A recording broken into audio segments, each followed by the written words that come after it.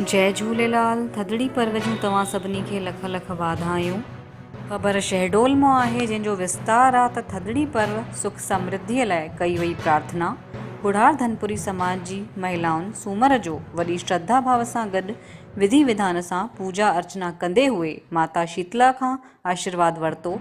परिवार जी सुख समृद्धि ऐं ख़ुशहालीअ जी कामना कई।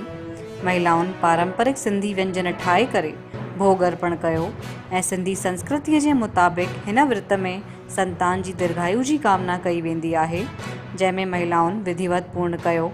सिंधी समाज जी SSG अध्यक्ष रीता राजवानीअ ॿुधायनि त थदड़ी पर्व ॾाढो ई महत्वपूर्ण थींदो आहे।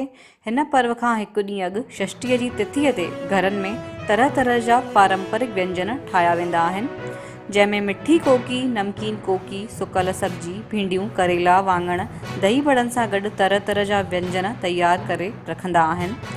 चूल्हे जो पूजन कंदा आहिनि, अग्नीअ खे शांति कयो वेंदो आहे ऐं मंदिर, गुरुद्वारे या कहिड़े धार्मिक स्थल ते पहुची करे महिलाउनि शीतला माता जी श्रद्धा भक्ति कई।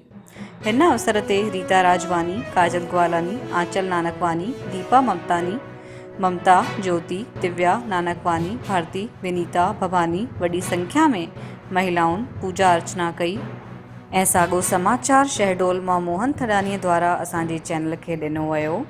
ख़बर वणी आहे त लाइक कयो, शेयर कयो। अॻिते जी ख़बर लाइ असांजे चैनल सां जुड़ियल हुजो। असांजे चैनल खे सब्सक्राइब कयो।